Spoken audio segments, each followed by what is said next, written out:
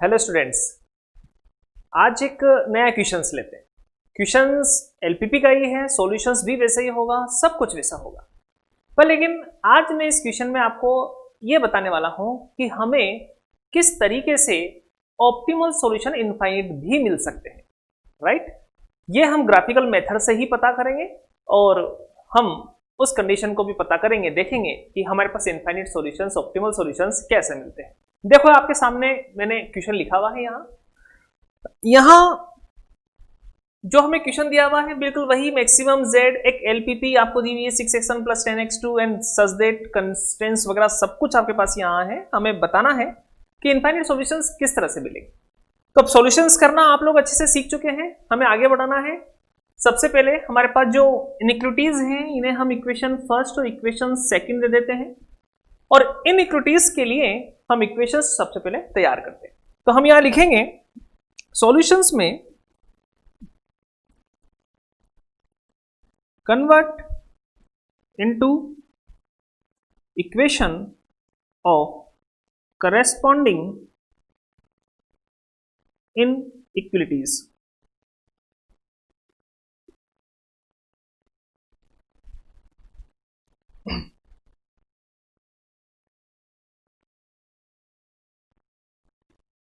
असमीकाओं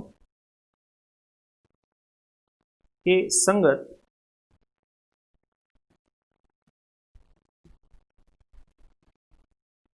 समीकरण। यहां हमारे पास बनेगी 3x1n + 5x2 = 13 और दूसरी हमारे पास है 5x1n + यहां 3x2 = 15। इसे हम इंटरसेक्ट फॉर्म में चेंज कर लेंगे। हमारे पास बनेगा x1 अपॉन फर्स्ट से 13/3, करेक्ट। दूसरा प्लस x2 अपॉन यहां हो जाएगा 13/5 = 1। इसी प्रकार दूसरी भी हम यहां ले लेंगे, वो होगा हमारे पास x1 अपॉन और 15/5, इट्स मीन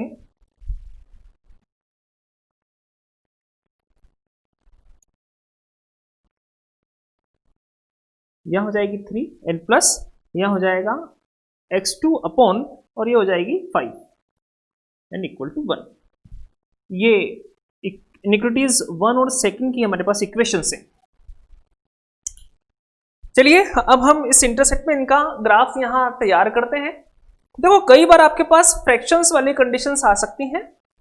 यहां हम क्योंकि अप्रोक्सीमेशन से ही थोड़ा बहुत हम वर्क करते हैं, थोड़ा ही अप्रोक्सीमेशन से हम जब वर्क करते हैं तो आप लोग इन्हें बिल्कुल परफेक्ट वैल्यू निकाल करके अपना टाइम वेस्ट ना करें। यहाँ पूरी वैल्यू निकाल करके आप टाइम वेस्ट ना करें। आप यहाँ मोटा मोटा अंदाजा ले लें कि यहाँ हमारे पास जो वैल्यूज हैं किन मानों के बिल्कुल लगभग हैं और फिर वही हम अपने ग्राफ के अंदर ड्रॉ करेंगे। तो यहां हम जब आगे बढ़ते हैं तो ग्राफिकल सॉल्यूशंस के लिए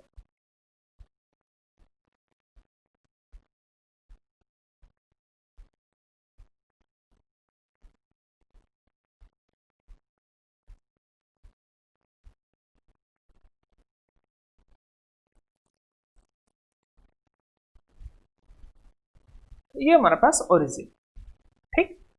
देखो वेरिएबल यहाँ x1 x2 है तो थोड़ा ध्यान रखना केयरफुली। आप जो एक्सिस ले रहे हैं वो x1 ले रहे हैं और x2 ले रहे हैं। हम जनरली कई बार x एक्सिस और y एक्सिस ही लिखते चले जाते हैं। वेरिएबल्स का ध्यान रखना x1 एंड x2।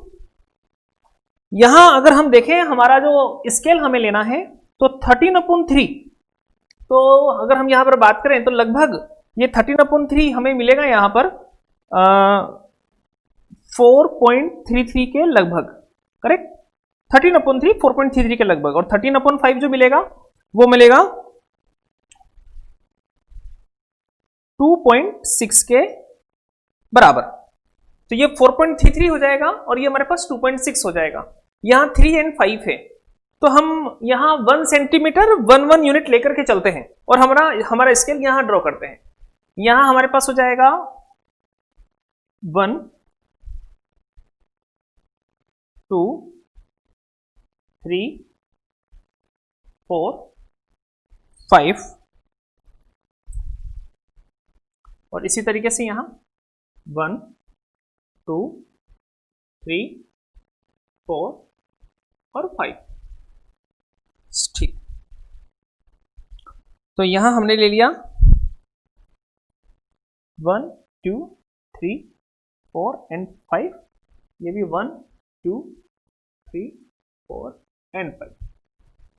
वैल्यूज पहले वाली लाइन हम जब ड्रॉ करें तो इसका इंटरसेप्ट 4.33 13/3 4.33 के लगभग है, ये 4 हो गया और इसके पास में यहां एकदम मिड में ये 4.5 हो गया मिड में, तो इससे पहले हम यहां लेंगे लगभग यहां पर हम ये अपना पॉइंट तैयार कर देंगे। 13/5 2.6 है, ये 2 रहा 3 रहा, मिड में हमारे पास 2.5 आ गया, थोड़ा सा ऊपर हम यहां रख लेंगे 2.6। ठीक,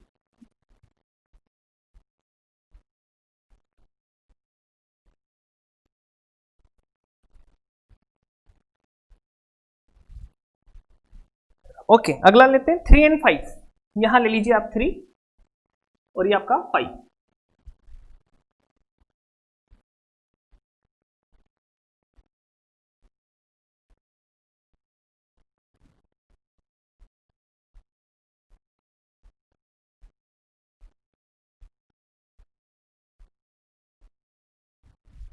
ओके, ये जो आपने लाइन बनाई है वो है फर्स्ट लाइन और जो दूसरी बनाई है वो आपके पास है सेकंड लाइन, करेक्ट।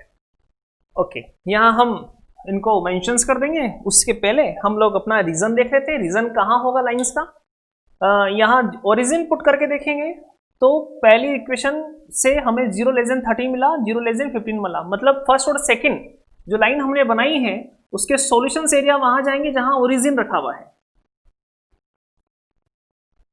ऐसे ही सेकंड का,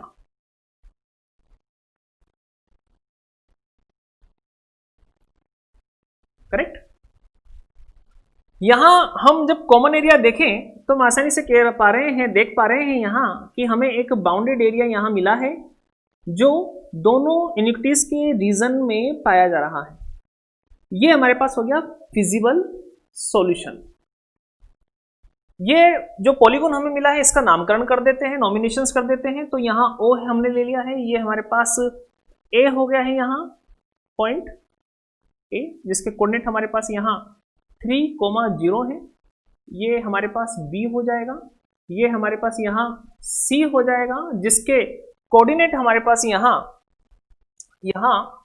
3 के 2.6, इट्स मीन 13/5। इसे हम ऐसा लिख सकते हैं 0,13/5,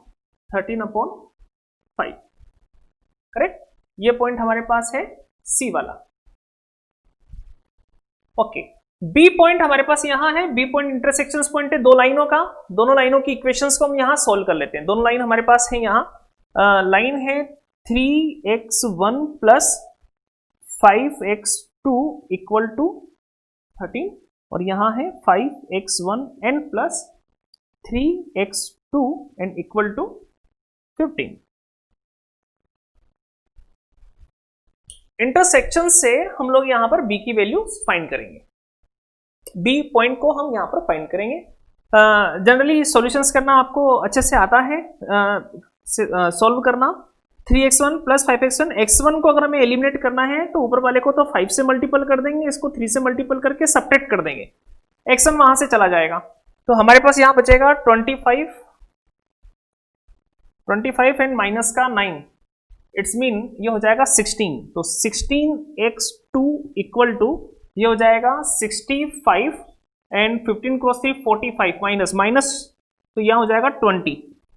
तो इट्स मीन यहां से अगर हम x2 निकालें तो वो हमारे पास होगा कैंसिल आउट होने के बाद 5 and 4, it's mean 5 divide by 4। Okay, इस x2 की वैल्यू निकालने के बाद हम लोग यहां x1 निकालेंगे और x1 निकालने के लिए अब हमारे पास यहां हम लोग x1 निकालने के लिए x2 को एलिमिनेट करेंगे, तो उसके लिए इसे हम 3 से मल्टीपल कर देंगे और इसे 5 से मल्टीपल करके सब्ट्रैक्ट कर देंगे। तो ऐसा कर देने से फिर हम लोगों को x1 की वैल्यू मिलेगी, करेक्ट। x1 की वैल्यू हम लोग यहां से फाइंड करेंगे,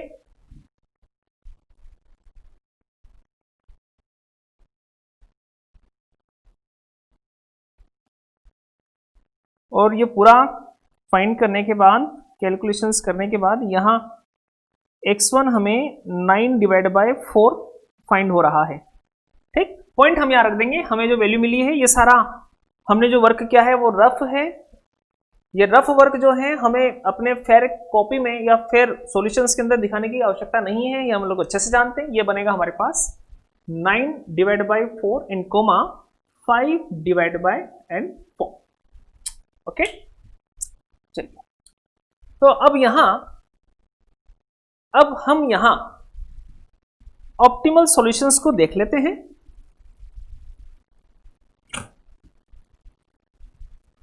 ऑप्टिमल सॉल्यूशंस हमें जो फाइंड हो रहा है उसके लिए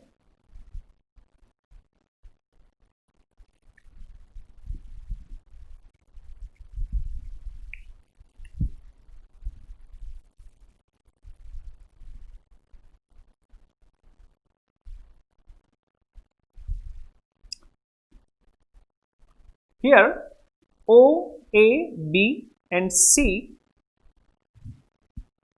is feasible solution। यहां O, A, B, C क्षेत्र सुसंगत हल क्षेत्र है, फिजिबल सॉल्यूशन रीजन। करेक्ट। तो चलिए वैल्यूज हम फाइंड करेंगे। तो सबसे पहले पॉइंट्स हम यहां लिखते हैं। पॉइंट्स यहां हमारा z होगा। z हमारे पास 6x1 प्लस 10x2 है। ओके, पॉइंट्स हमें जो मिले हैं O 0 0, यहां A जो हमें मिला है, यहां A का कोऑर्डिनेट हमारे पास 3,0, B हमारे पास है, B के कोऑर्डिनेट हमें मिले हैं 9 डिवाइड बाई 4, 5 डिवाइड बाई 4, और जो C है, यहाँ C जो है हमारे पास वो है 0, 13/5। ओके, तो वैल्यू कैलकुलेट करते हैं। ओरिजिन को हम जब z में पुट करेंगे तो ये तो 0 हो गया है।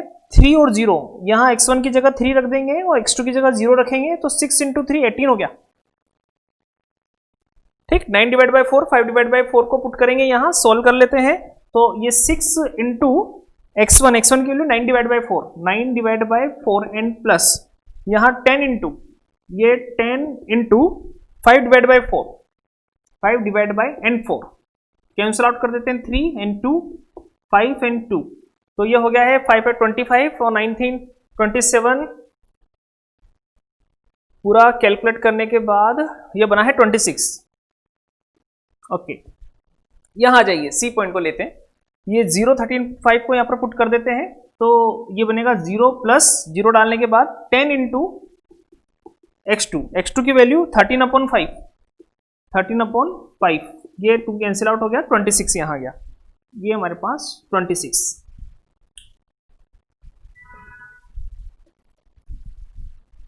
अब ध्यान दीजिए, देखिए जरा, यहां हमने जो वैल्यूज पता करी है, हमें ऑप्टिमल सॉल्यूशंस किस पॉइंट पर मिला। हमारा ऑप्टिमल सॉल्यूशन है मैक्सिमम z करना। यहां हम देखने जा रहे हैं कि मैक्सिमम वैल्यू कहां है। अगर हम देखें तो मैक्सिमम वैल्यू यहां किसी एक पॉइंट पर नहीं मिली है, यहां पर मैक्सिमम वैल्यू हमें 2 पॉइंट्स पर मिली है, B पर और यहां C पर, 26। तो यहां मैक्सिमम जो वैल्यू है हमारे पास z की, वो 26 है और वो 2 पॉइंट पर मिली है, B एंड C पर। तो यहां B एंड C के जब हम ग्राफिकली रिप्रेजेंटेशन देखते हैं इसका, तो यहां अब आप थोड़ा ध्यान दीजिएगा, समझिएगा। यहां पर हम लोगों को जो सॉल्यूशंस मिल रहा है, ऑप्टिमल सॉल्यूशंस, वो किस तरह से देखने को मिलेगा आपको। यहां देखें, B पॉइंट है, B पॉइंट पर भी हमें 26 मिल रहा है, और यहां B से जब हम C पॉइंट पर जाते हैं तो वहां पर भी हम लोगों को ऑप्टिमल सॉल्यूशन 26 मिल रहा है। देखिए, B और C ये दोनों के दोनों एक ही लाइन पर प्रेजेंट हैं, और B और C, तो B से लेकर के C की तरफ हम जब चलते हैं तो हमारे पास इनफाइनाइट पॉइंट्स होते हैं। तो जब B से लेकर के C तक जाने पर हमारे पास इसके ऑप्टिमल सॉल्यूशंस की वैल्यू सेम मिल रही है, तो हम कह सकते हैं कि B से C तक के बीच में उपस्थित सभी बिंदुओं पर हमारे पास ऑप्टिमल सॉल्यूशंस मिलेंगे। और B और C के बीच में हमारे पास यहां इनफाइनाइट पॉइंट्स हैं, इसलिए हम यहां कहेंगे कि ये हमारे पास इनफाइनाइट सॉल्यूशन ऑप्टिमल सॉल्यूशंस रखने वाला एक बी और सी पर इनफाइनाइट सॉल्यूशंस मिलने वाला हमारे पास मान होगा। तो ये एक ऐसा क्वेश्चन है जिसमें इनफाइनाइट सॉल्यूशंस मिलते हैं। ऐसे आपको और भी आगे देखने को मिल सकते हैं। हम जब दो या दो से ज्यादा पॉइंट पर जब दो पॉइंट पर हम देखते हैं कि हमारे पास यहां सेम वैल्यूज मिल रही है ऑप्टिमल सॉल्यूशंस की, तो लाइन पर बी से सी के बीच में हमारे पास अनंत बिंदु विद्यमान होते हैं जिन पर हमारे पास ऑप्टिमल वैल्यूज सेम प्राप्त होती है। अतः हम कह सकते हैं कि ये ऑप्टिमल सॉल्यूशंस इनफाइनाइट सॉल्यूशंस ला करके हमें देता है। ठीक, ऐसे ही एक और क्वेश्चन की मैं आपकी प्रैक्टिस करवाता हूं। अभी फिलहाल आप इसे यहां नोट कीजिए। ओके, तो आप लोगों ने इसे नोट कर लिया होगा। अब बिल्कुल सेम इसी तरह के क्वेश्चन पर मैं एक और प्रैक्टिस क्वेश्चंस लेता हूं। बढ़ते हैं हम एक और क्वेश्चन की तरफ। देखिए, अब हम बिल्कुल इसी तरह के क्वेश्चन पे प्रैक्टिस कर लेते हैं। देखिए, show graphically that the following LPP has infinite number of optimal solution. हमारे पास यहां पर जो एलपीपी है इसके हमें इनफाइनाइट ऑप्टिमल सॉल्यूशंस फाइंड होते हैं। चलो देख लेते हैं। तो क्वेश्चन हमें दिया हुआ है, वही वर्क करेंगे यहाँ। ये हमारे पास इक्वेशन फर्स्ट हो गई है, ये इक्वेशन सेकंड हो गई है, ये इक्वेशन हमारे पास थर्ड हो गई है। इनके करस्पॉन्डिंग हम इक्वेशंस लिखेंगे। सॉल्यूशंस हम लेते हैं यहाँ, convert into equation of corresponding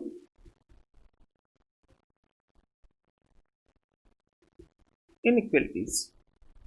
तो हमारे पास बनेगा यहां 5x1 n plus 10x2 equal to 50, और यहां x1 plus x2 equal to 1। ये हो गया है हमारे पास x2 इक्वल टू 4। करेक्ट। इसे इंटरसेप्ट फॉर्म में कन्वर्ट करते हैं तो यहां बनेगा x1 अपॉन, ये हो गया है 10 प्लस, ये हो गया हमारे पास x2 अपॉन 5 इक्वल टू 1। ये फर्स्ट यहां आ गए। ये तो सिंपल सा है, x1 upon 1 plus x2 upon 1 equal to 1 equation second. और ये तो हम लोग अच्छे से जानते हैं, y एक्सिस के पैरेलल लाइन, x2 है सॉरी, x एक्सिस के parallel line and third. Okay, scaling भी हमें आसानी से पता लग रही है। चलिए ग्राफ की तरफ आते हैं।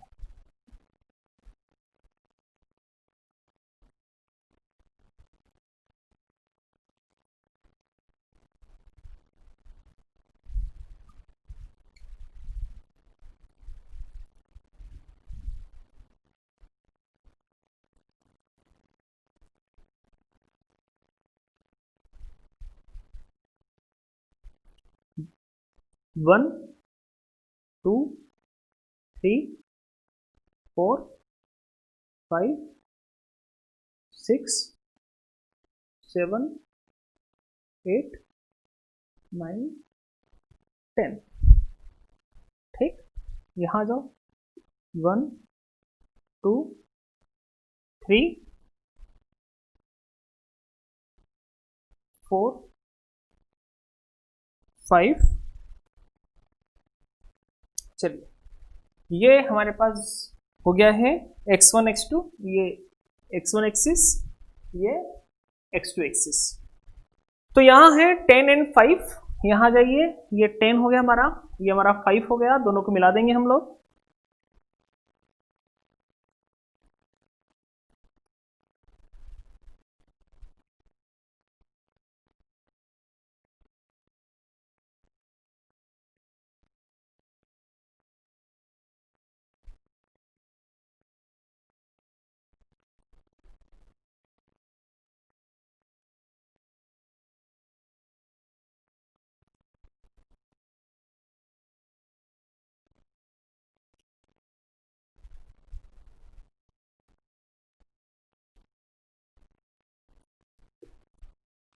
ओके, सेकेंड वाले लेंगे 1 and 1 यहां,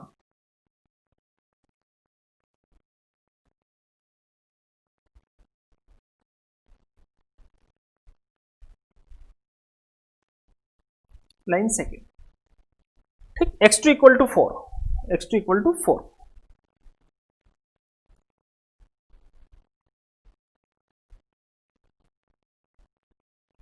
थर्ड, ठीक, रीजन ढूंढेंगे इसका। हाँ, ओरिजिन पुट कर दिया यहां 50 से कम, हम कह सकते हैं कि जो फर्स्ट लाइन है उसका रीजन वहां होगा जहां ओरिजिन आ रहा है।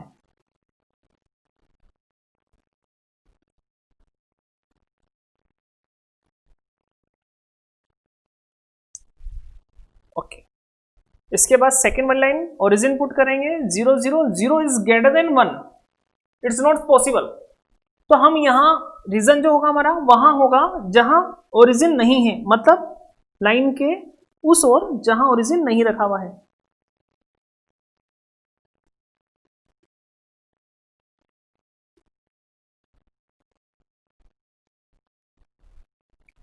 और तीसरी लाइन है x2 less than equal to 4, मतलब जहां 4 के मान कम पाए जाते हैं, 4 से कम मान पाए जाते हैं, वो हमारे पास थर्ड वाली लाइन का रीजन होगा। ओके, तो अगर हम यहां देखें तो हमारे पास ये जो कॉमन रीजन आया है वो यहां आया है।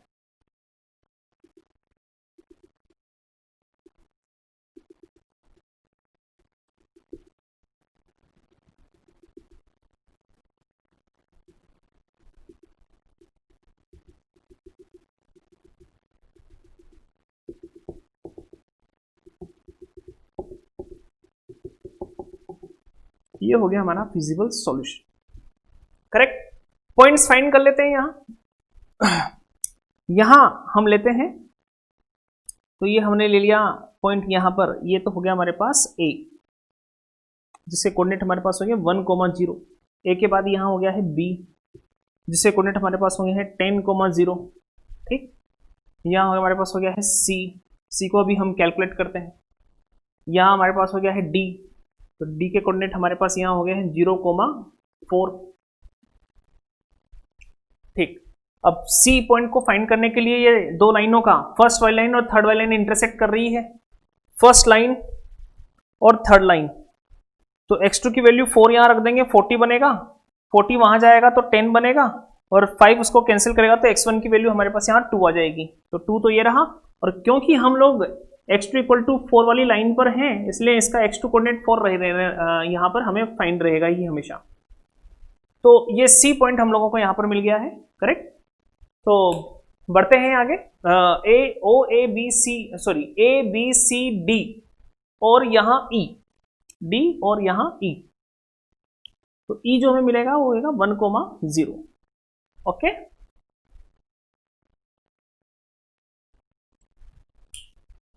सभी पॉइंटों से हम लोग यहां पर वैल्यूज पता कर लेते हैं। बढ़ते हैं आगे।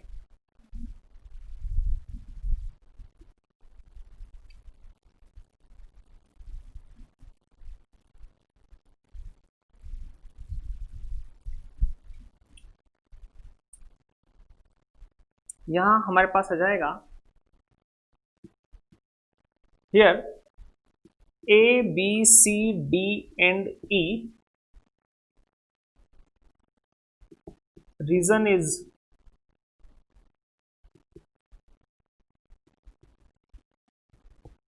Feasible solutions region. तो यहां ले लीजिए पॉइंट्स, हमारा z, और जो z की वैल्यू है हमारे पास यहाँ वो है x1 plus x2। Correct, points हमारे पास यहाँ मिला है, एक तो a का कोऑर्डिनेट हमारे पास 1,0। करेक्ट, b के कोऑर्डिनेट हमारे पास वहां है 10,0। c हमने फाइंड किया था 2,4, d 0,4, और यहाँ e है हमारे पास है 1,0। वैल्यूज को हम यहाँ पर पुट करते हैं। आपको पता है z दिया हुआ है, x1 x2 को ये ऐड कर देता है, तो ऐड करते जाओ और z की वैल्यू पता लगती जाएगी हमें। तो ये 1 और 0 ऐड किया तो ये तो हो गया है 1, यहां हो गया है 10, 2 और 4 यहां हो गया है 6, 4, ठीक, और ये हो गया है 1। क्या देखते हैं हम लोग, यहां दो पॉइंट्स पर हमें वैल्यू सेम मिल रही है। देखिए इसने हमें z मिनिमम, हमारा ऑप्टिमल जो सॉल्यूशंस हमें निकालना है वो निकालना है मिनिमम के लिए। तो यहां हमारे पास दो पॉइंट्स a और e, a और e पर हमें सेम सेम वैल्यूज फाइंड हुई है, सबसे मिनिमम वैल्यू 1 ही है। यहां हम ग्राफ में अगर देखें a और e को, तो ये a रहा पॉइंट हमारा, ये e रहा पॉइंट हमारा। a और e पॉइंट एक ही लाइन पर प्रेजेंट है, एक ही लाइन पर प्रेजेंट है, और a और e के बीच में आने वाले समस्त बिंदुओं पर हमारे पास ऑप्टिमल सॉल्यूशंस 1 मिल रहा है। इसलिए हम कह सकते हैं कि यहां a और e के बीच में इनफाइनिट पॉइंट्स होने पर हम कह सकते हैं कि इसका सॉल्यूशन एक इनफाइनिट ऑप्टिमल सॉल्यूशंस प्राप्त होगा, मान हमें 1 देगा। ओके, इस लैंग्वेज, इसे हम लैंग्वेज की फॉर्म में भी लिख लेते हैं, बढ़ते हैं इसे लैंग्वेज की फॉर्म में लिखने के लिए।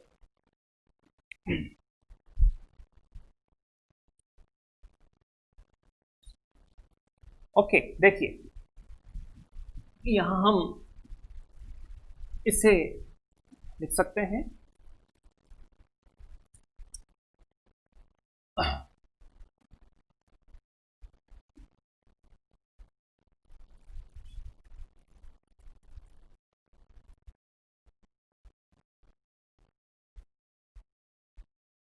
ए व ई बिंदुओं पर इष्टतम हल प्राप्त होता है।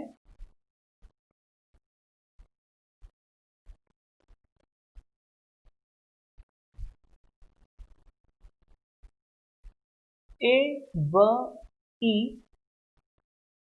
के मध्य ए ई भुजा, ए ई भुजा पर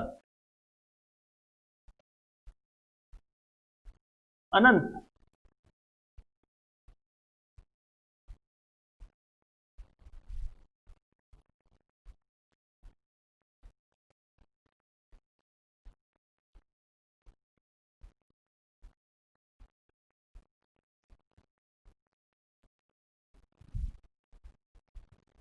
उपस्थित है। ए ई भुजा पर ए व ई के मध्य, ए व ई के मध्य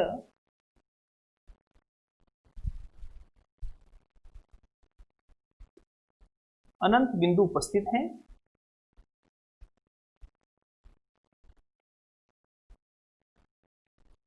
अतः LPP के अनंत हल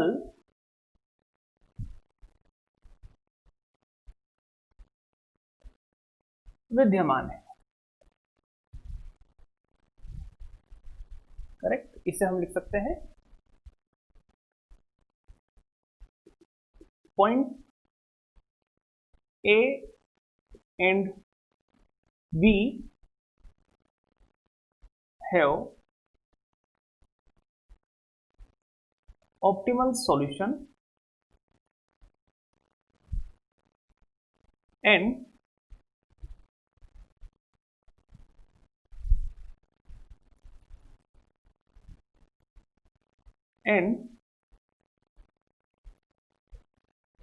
infinite points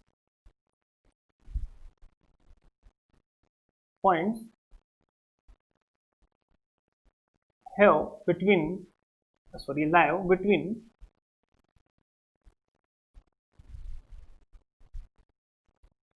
जहां A व E करे, between A and E।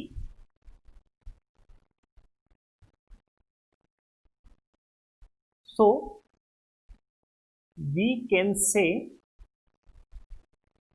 LPP has infinite number of solution.